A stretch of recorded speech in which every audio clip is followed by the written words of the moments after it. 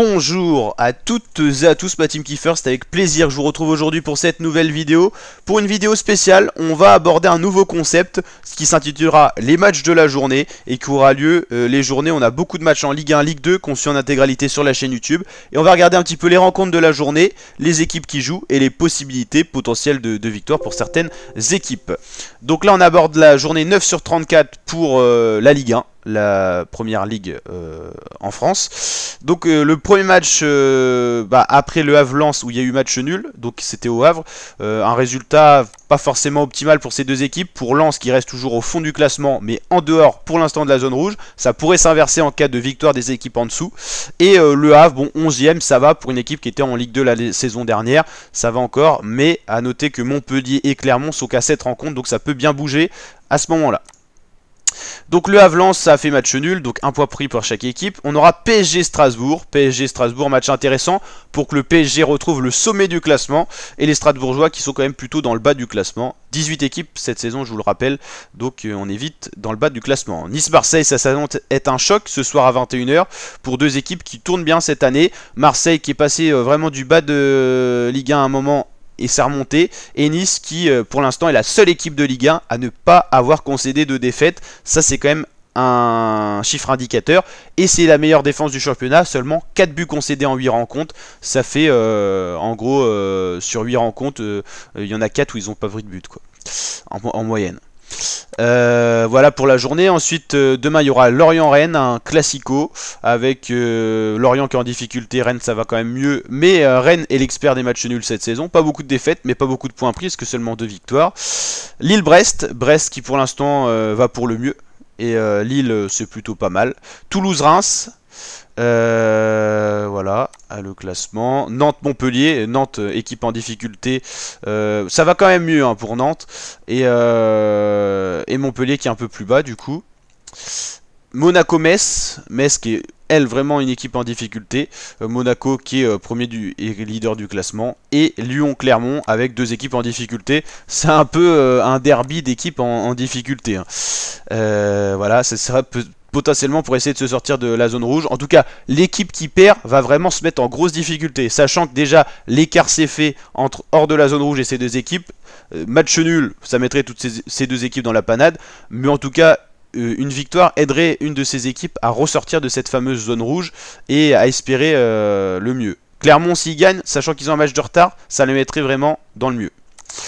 Et voilà pour cette journée 9 sur 34, la journée 10 commencera le week-end prochain, on suivra ça également.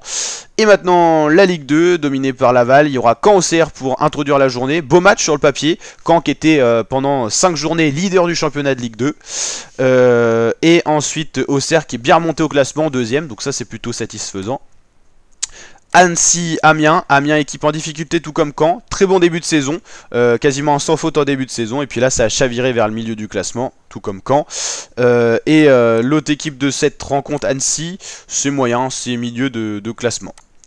Dunkerque-Paris FC, deux équipes en difficulté cette saison, Dunkerque dernier du championnat, Paris FC pas glorieux. Ensuite on aura 3 Concarneau, Concarneau équipe anciennement de nationale qui arrive petit à petit à se dessiner dans cette Ligue 2, ça remonte un petit peu, ça sort de la zone rouge surtout, face à 3, une équipe qui est quand même une belle équipe de base mais qui est en difficulté cette année, qui descend de Ligue 1 pourtant. Grenoble-Valenciennes, Grenoble seule équipe à ne pas avoir perdu de match dans ce championnat, tout comme Nice en Ligue 1. Grenoble qui affrontera donc l'équipe de Valenciennes qui est pas en folie non plus. Rodez-Bastia, match intéressant. Voilà, Bastia qui était bien l'année dernière, moins bien cette année, Rodez. Ajaccio-Pau. Ajaccio-Pau, équipe voilà, de top 10 pour l'instant. Il y aura Guingamp-Quevilly, et tout ça c'est aujourd'hui hein.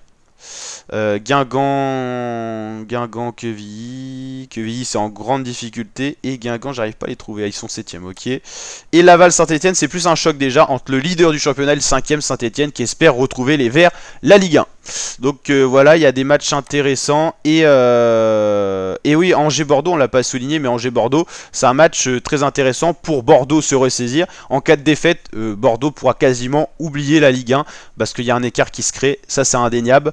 Là, on a déjà un écart entre le 20e et le 16e qui sont déjà en grande difficulté. Ensuite, il y a pas mal d'équipes en nombre de points quasi similaires. Du 9e au 15e, c'est très similaire. C'est-à-dire que les équipes du 9 au 15e qui vont perdre cette 11e journée vont se retrouver en difficulté. Par contre, les équipes qui vont gagner vont pouvoir remonter au classement et espérer encore cette zone de barrage pour la Ligue 1 qui concerne la 3e à la 5e place. Les deux premiers sont qualifiés d'office. Là, on est encore tôt dans la saison, il reste 28 rencontres, c'est énorme le potentiel de points à prendre. Je crois pour une équipe, par exemple, à titre, bon, c'est subjectif, ça n'arrivera jamais, mais une équipe qui gagnerait tous ses matchs, il y a plus de 80 points à prendre.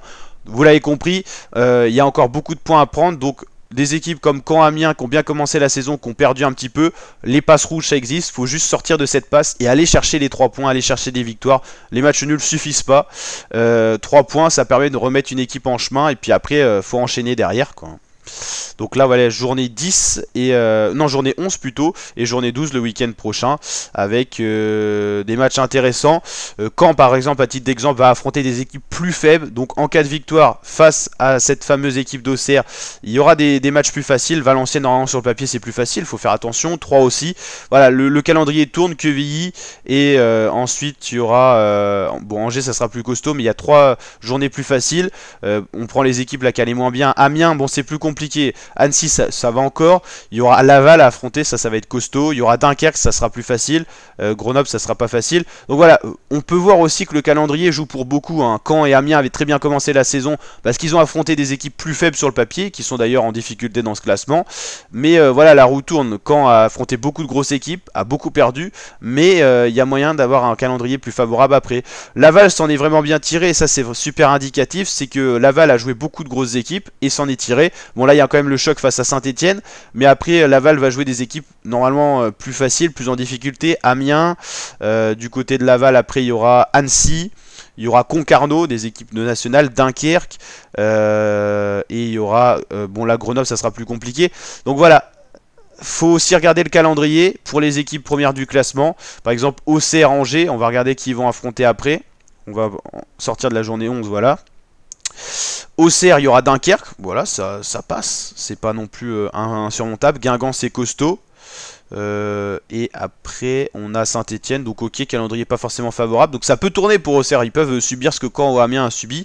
Et on voulait regarder Angers par exemple. Angers, ils vont affronter Bordeaux aujourd'hui, donc là costaud. Saint-Etienne, l'enchaînement va être compliqué. Ensuite il y aura Valenciennes, ça sera plus facile normalement sur le papier. On n'est pas à l'abri de surprise, hein, mais on regarde globalement. Pau, ça devrait aller. Et Caen, ok, ouais, calendrier mitigé. Donc voilà, faut aussi prendre ça en compte. Grenoble par exemple qui a perdu aucun match, ils ont quand même affronté des grosses équipes. Grenoble ils sont restés costauds. Donc là Grenoble ils vont affronter Valenciennes, ça devrait le faire pour Grenoble. Il y aura Pau, ça va encore. Il y aura Ajaccio, ça devrait le faire aussi. Amiens. Ouais, Grenoble pourrait se retrouver leader du championnat. Mais il y a beaucoup de choses indicatrices du côté de Grenoble. 0 match perdu, seulement 4 buts concédés. Ça c'est très intéressant, c'est l'attaque pour l'instant qui faille. Si jamais Grenoble trouve une belle attaque, ça va cartonner. Mais en tout cas Grenoble il pourrait se retrouver leader du championnat, ça serait peut-être mon petit pronostic ça. Dans les 5 journées à venir, Grenoble pourrait se retrouver au sommet. Et puis je pense qu'il y a des équipes comme Caen, Amiens qui vont se ressaisir, ou alors qui vont totalement exploser et se retrouver en difficulté. Mais il y a des choses intéressantes. Concarneau qui était en national l'année dernière, qui allait pas trop bien en début de saison, je pense qu'ils ont moyen de monter dans le top 10. Au contraire de certaines équipes qui risquent voilà, comme Annecy, je pense qu'ils vont descendre dans le classement. Ajaccio, je n'arrive pas trop à savoir encore. Et puis des équipes qui sont au top, qui potentiellement vont dégringoler aussi, ça c'est certain. Là vous pouvez retrouver ces équipes là le premier au 5e, il y en a forcément une qui va arriver dans le top 10, en dehors du top 10, je dirais dans 5-6 journées, ça c'est certain. C'est pour ça que c'est pas facile à pronostiquer ce qui va se passer. En tout cas, on va se régaler. Et puis donc n'hésitez pas à vous abonner, à activer la cloche pour suivre tout ça sur la chaîne. Et puis voilà, petite cote PSG Strasbourg. PSG n'a notamment donné favori de cette rencontre. Voilà, pour retrouver le sommet du classement. Donc voilà, n'hésitez pas à liker, partager, vous abonner. Et ciao l'équipe.